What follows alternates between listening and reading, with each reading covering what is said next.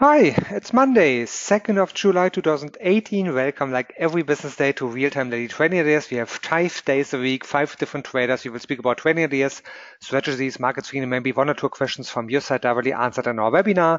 Our goal is quick and smart, but for that daily, so let's have a nice start like every day. And like every day, we will start with our risk disclaimer. Forex and CFDs are leveraged products and can result in losses that exceed your deposits.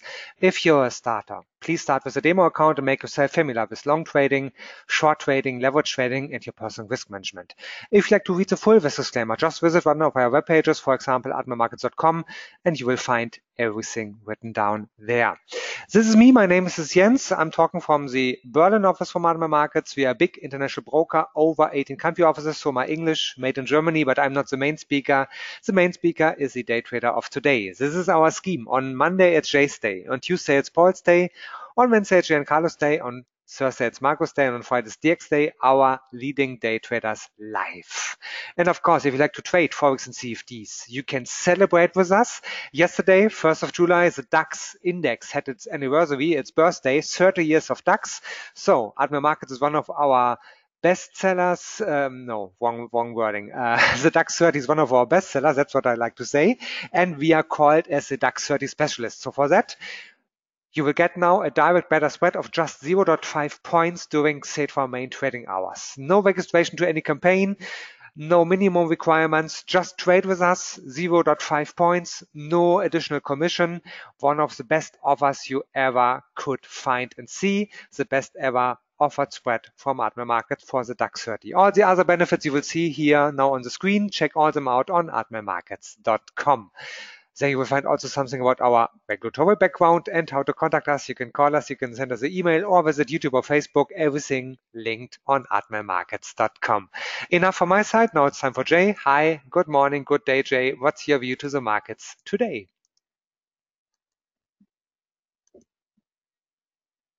Hey, good morning, Jens. Good morning, traders. I wish you all a happy and good week. It's a holiday week. Started Friday afternoon. We have shortened trading in the US, 4th of July.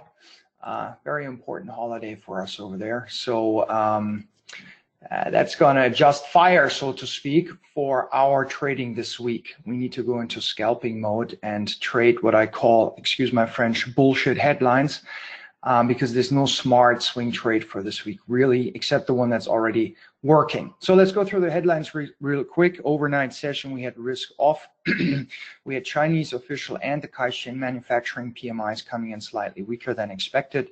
PMIs are ultra important. If you're new to our morning meeting, then be warned. This is what we do at banks and funds. We look at the fundamental data, and the Purchasing Managers Index globally is one of the most followed economic fundamental indicators that you could possibly take a look at. It tells you so much. If you've never visited the website, go ahead and do that. You'll be amazed what kind of smart trading you get out of it for various asset classes. Euro, we saw some weakness on the back of CSU leader Seehofer offering to resign on the back of the migration dispute. For all of you in the States and the UK who are not following this, we have a grand coalition in Germany, CDU, CSU, and the SPD.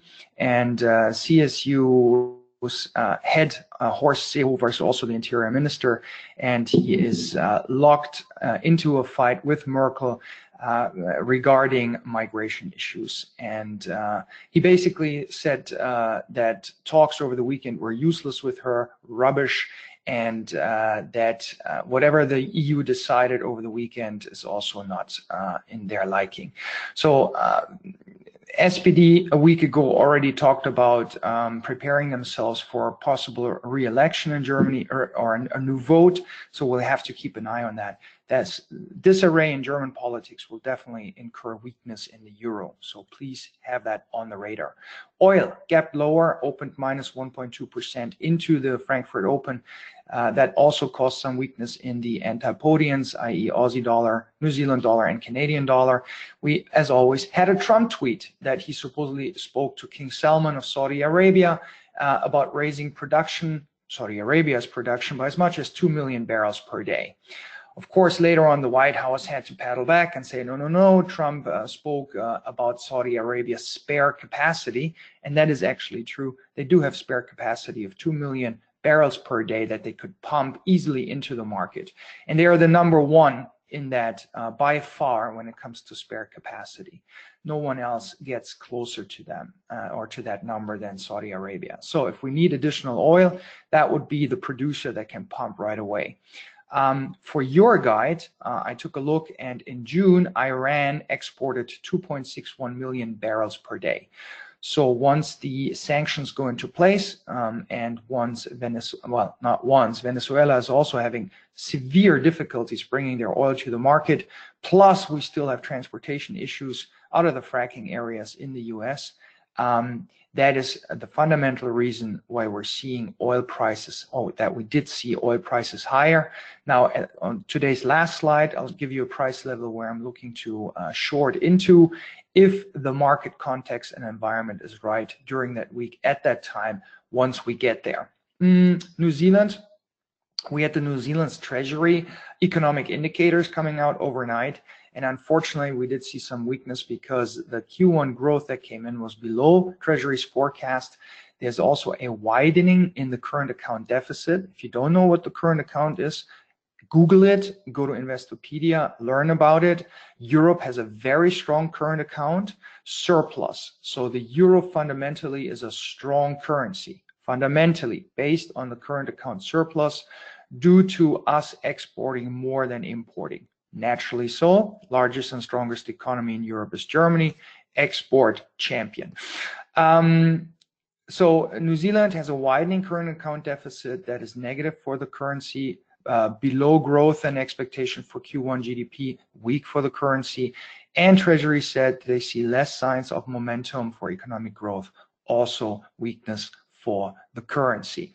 On top of that, we have the US dollar paying you out of the G8, the highest carry interest rate currently, which used to be New Zealand dollar. So there's still global flows out of the New Zealand dollar into US dollar.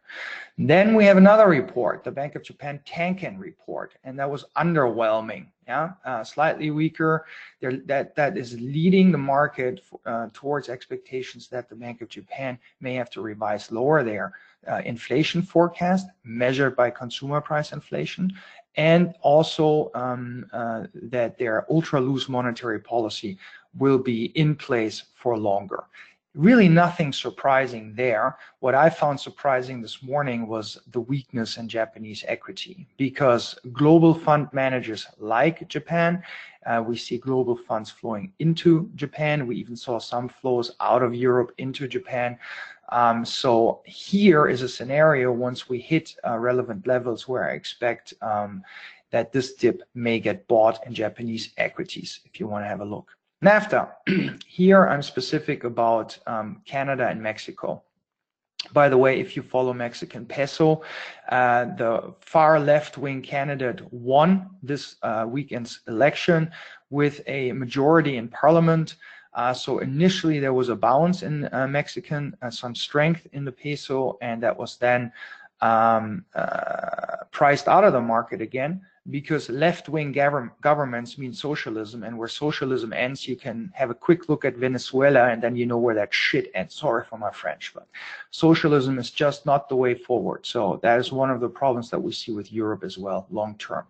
Okay, Trump wants to wait until after midterm elections. That I found interesting enough. He wants to wait after midterm elections before he decides on further steps when it comes to NAFTA negotiations. That's relevant. Also, Trump is supposedly, you just have to follow this guy's tweets, unbelievable. Phase 2 of his tax plan. This time he's considering lowering the corporate tax rate from 21 to 20%. So that would be another stimulus. Then EU warned the US that car import tariffs could result in global retaliation that could impact as much as $300 billion of US goods. And that's why we're seeing sustained strength in the Japanese yen as a risk of currency. And we did see a sustained bid in treasuries, meaning that the 10-year yield is dropping. But we will also have to consider that we had month end, quarter end, and half year end last week. So naturally there were some readjustments, and even though 200 billion came to market in new supply, There was net new supply of 48 billion last week. There was month-end flows, quarter-end flows, and half-year-end flows that supported the treasury.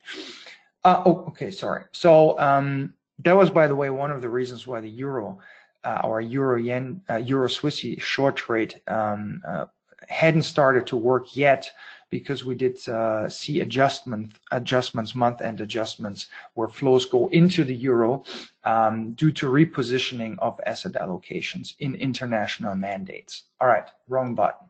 Here we go. So the trade that is still open is short euro Swissy. This is a 4-hour chart. You can see that we got triggered into the trade.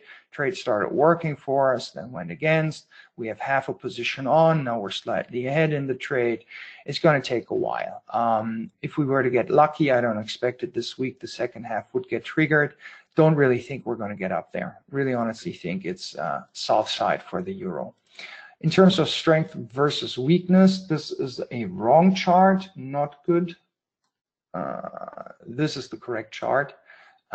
We did see risk off. We did see some strength into the flows into the Japanese yen, and then out of Aussie, out of New Zealand, and then pound. Due to numbers just a second ago, we saw a recovery in the pound. As you can see here, this is live, and some reversal of the yen, yen coming off. So still risk off scenario. Let me get this out of the picture again. Still a risk off scenario in terms of data this week. Really what's relevant to us is that we have the RBA, and here again we're going to look at the statement. We do have some PMI numbers coming out. So we have ISM manufacturing PMI in the US, slightly weaker. And recall that Chinese PMIs came in slightly weaker already, and that caused risk off. Yeah? Then we have building approvals in Australia. That could be positive for the Australian dollar. We have the RBA rate statement. I'll talk on that in a minute. In New Zealand, we have the GDT price index. Recall that the price of milk is an important factor for the New Zealand currency and the New Zealand economy. Aussie dollar, we have retail sales slightly weaker expected, and a trade balance that improved. So there's another potential positive for the Aussie dollar. So if you wanted to look at a chart, have a look at Aussie dollar versus New Zealand in terms of longing it off of bottom edges. We have services out of China also expected to be slightly weaker than last time. Pound services also slightly weaker. I mean UK. We have Carney speaking, Whiteman speaking. Then we have ADP. ADP and ISM non-manufacturing, there is a component in there. Both of these will give us a heads up in terms of NFA and then NFPs on Friday. We need to keep an eye on this. ADP is expected to come in a little bit better, and then services PMI also. So expect some strength of the US dollar if these numbers are coming in better than expected. And the FOMC meeting minutes, of course, focus will be there because we're right smack in the middle. Thanks to one of my traders this morning already sending me a chart by Commerzbank Research. We're right smack in the middle where the market is pricing in 3 versus 4 rate hikes for this year, meaning 1 or 2 more hikes for this year. And we need to keep an eye on that because depending on that, we will see dollar strength or weakness. Canadian employment numbers I'll speak to on the next slide. All right, so the risk events in focus. Dollar. Recall, non-farm, 200,000 are expected. 223 came in last time. That's slightly down. Don't get overexcited based on this number because while it's slightly down, it's still stronger than recent averages. So we are in line.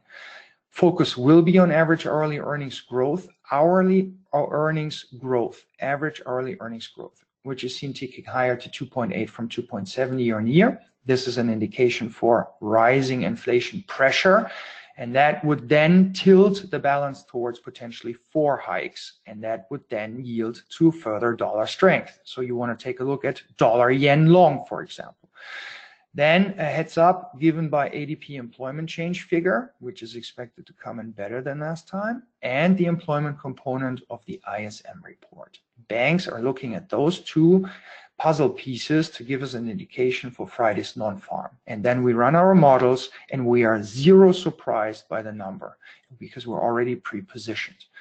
Canadian dollar, Friday employment change forecast is for the economy to have created 18,000 jobs in June after a disappointing decline in both April and May.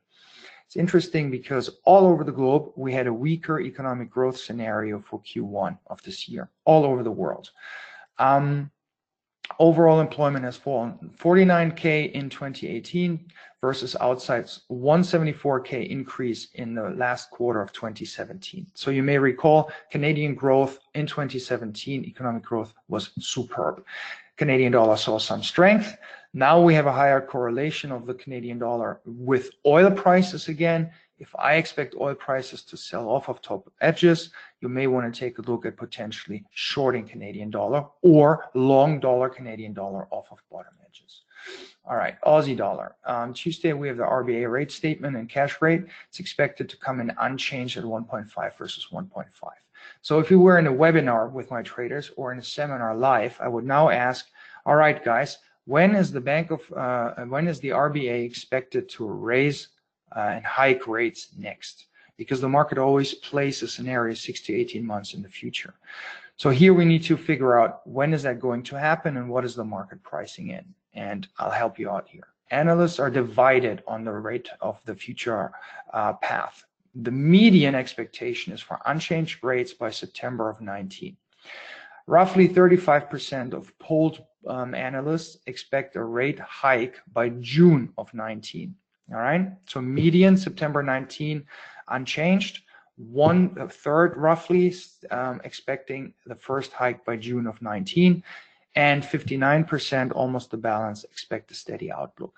So only data that comes in much stronger in terms of inflation expectations, PPI, for example, pressuring CPI to rise, would then potentially tilt this from 35% towards more. Once we tilt this in a significant way, this expectation, you will see strength in the Aussie dollar.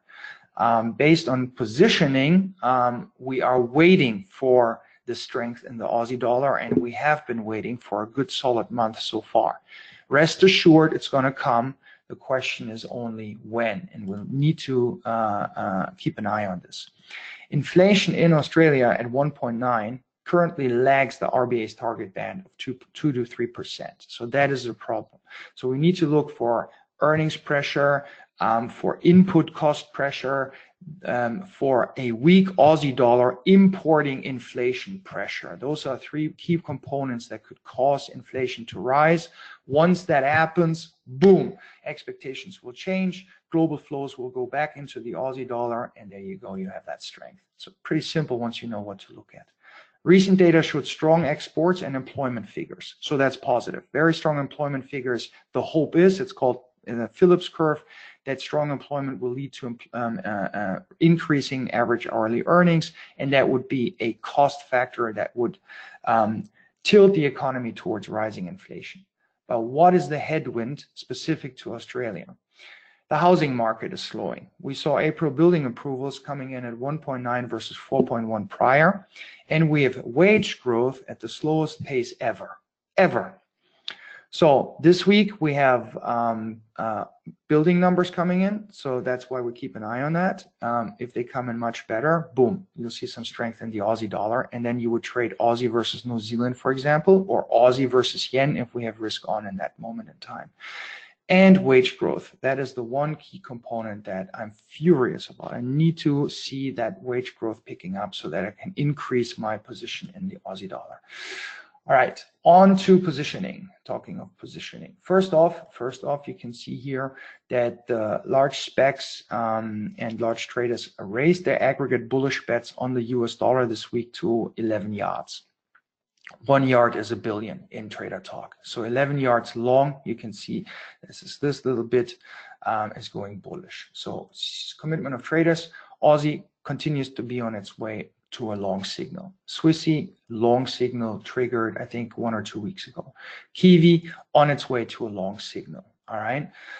Not there yet. Volatility coming off in the euro. Now I expect that to jump if there was political crisis, and then that anytime vol jumps, you have a great opportunity for scalping. Pound volatility increased a bit. Yen volatility increased a bit, and US equities. It's funny because last week we were talking about, or was it in here? I don't know. I had stated long vol, US volatility, good position, good trade, and then that day it jumped, and we made some good money on it. Option pricing, only bullish in terms out of the pricing models for the London session was long dollar yen, already triggered. If you look at the chart, there's nothing bearish. Option flows, we had long pound, that worked because of the PMI. I think it was PMIs that just came in. Wait a second, let me have a quick look.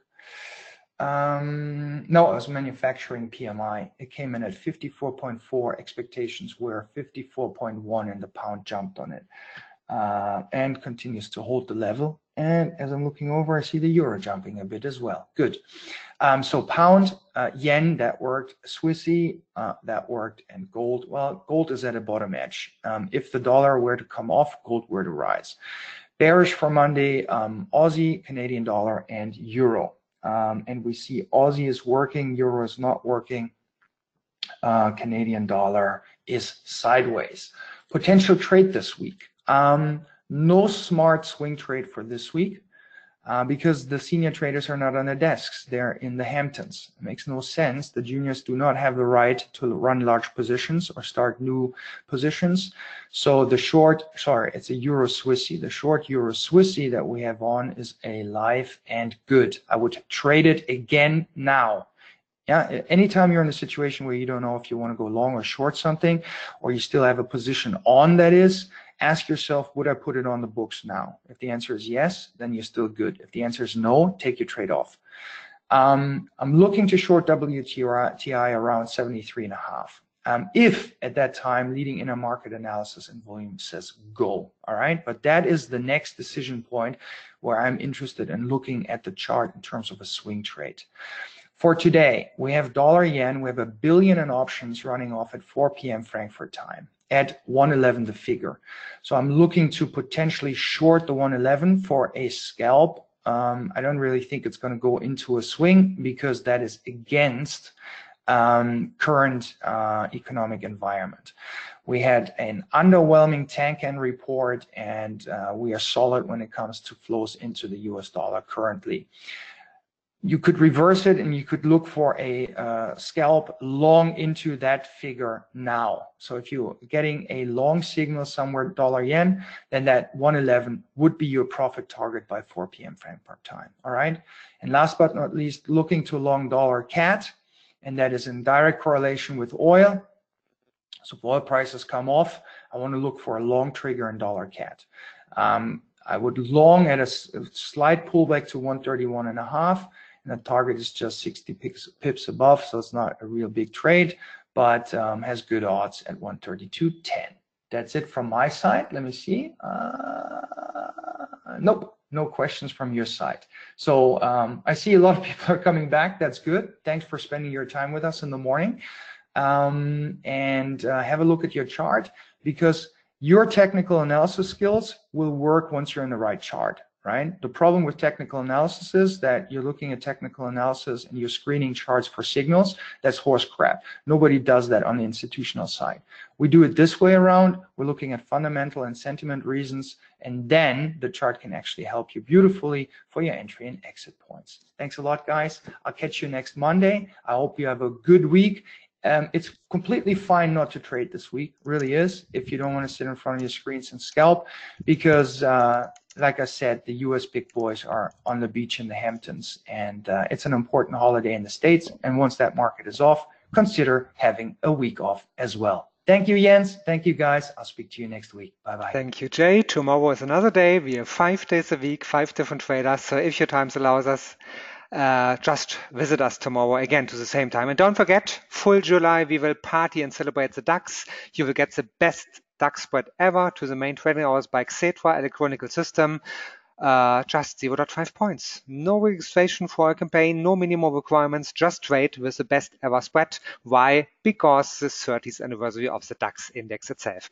Thanks and hope to see you tomorrow again. Bye bye.